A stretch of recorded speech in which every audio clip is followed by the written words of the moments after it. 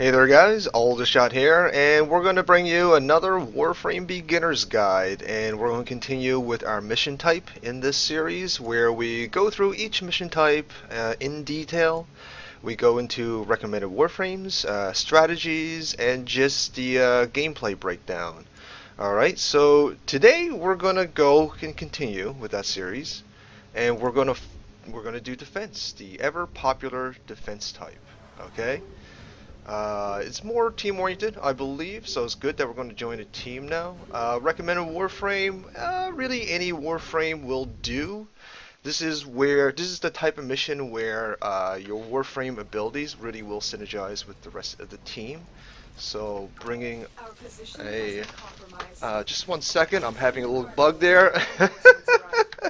Sorry about that. I had my 360 controller plugged in, and the joystick was locked in a turn position. So there we go, we fixed that. But as I was saying, any Warframe will do.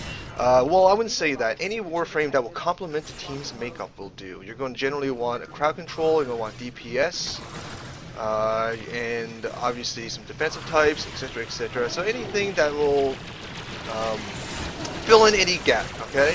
So defense types are basically protections, where you go round to round, protecting either a pod or a reactor, depending on the map that you're in.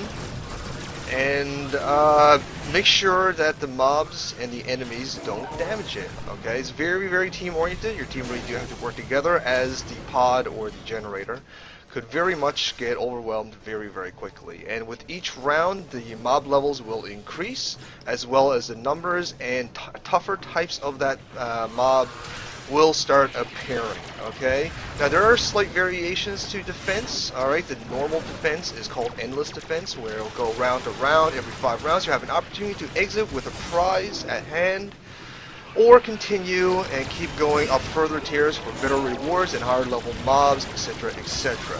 Alright, that's the standard type.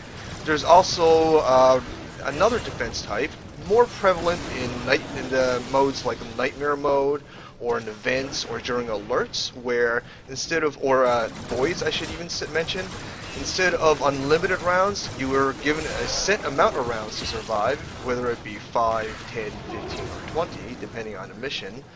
And you survive until you're done all the rounds, then you exit.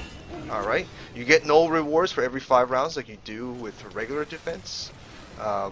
But generally speaking, they're mostly for nightmare runs or voids or special events, in which you generally get a special reward at the end anyways. Under normal circumstances, like what we're doing now, every 5 rounds you do have an opportunity to exit the map. Okay, and yeah, every 5 rounds you have a chance to exit the map, and it'll offer different tiers of rewards. This is the most prevalent way to get void keys, is through defense runs. You get them through defense mission rewards. You go to the lower level defense missions, let's say on Venus or Mercury or something like that. You'll start getting tier 1 and 2 void keys, and higher level defense runs, like let's say stuff on Pluto or on Eris, then you will get tier 2 to 3 tier keys, okay? And the truth is, you kind of have, if you're going after the void keys, you kind of have to farm both low and high, as different tier voids will offer different rewards that you'll be after. Okay, if you're after some of the best weapons in the game, which are the prime versions of existing weapons, the different parts are usually dropped. Some parts are usually dropped in tier 1, while others are dropped in tier 2, and the other parts dropped in tier 3, etc., etc. So you kind of want to vary your defense gameplay if you're after those kind of prizes, those kind of rewards. Alright, so it's basically, you know, just go around killing stuff, protecting the pod. But teamwork, as I mentioned, is very, very important.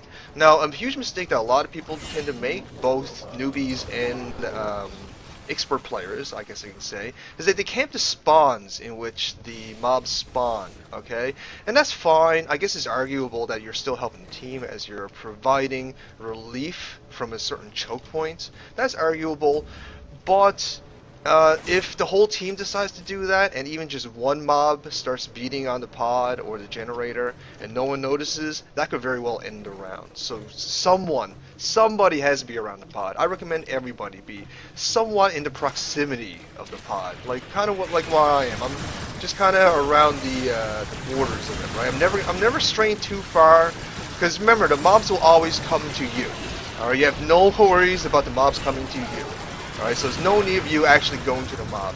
Not to mention the way XP works is that it work on proximity.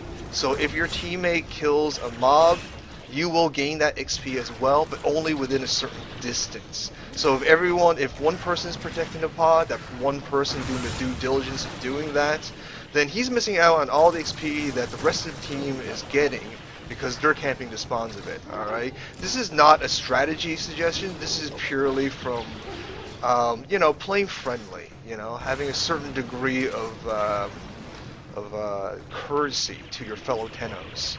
Alright, so it's more of a social element of Warframe. It is something I do recommend. Okay, see, this is a good team. They're staying around the pod. They're letting the mobs come to us. No need for us to go to the mobs. This is a good team, and as you notice, even though it's still early in the defense mission, the pod has not been touched once, and we have a pretty good makeup. We got Rhino, which is a good all-around. We have Trinity, which is a great support / healing frame. And you have myself, who's next, which is very good for crowd control. So we have a good variety of Warframes. That's something you really want. It's all about makeup in this game mode. Okay, as you can see, one of the rewards is a blueprint. Yes, you can actually get some blueprints as prizes as well. It's not just keys. You can also get mods. You can also get rear mods.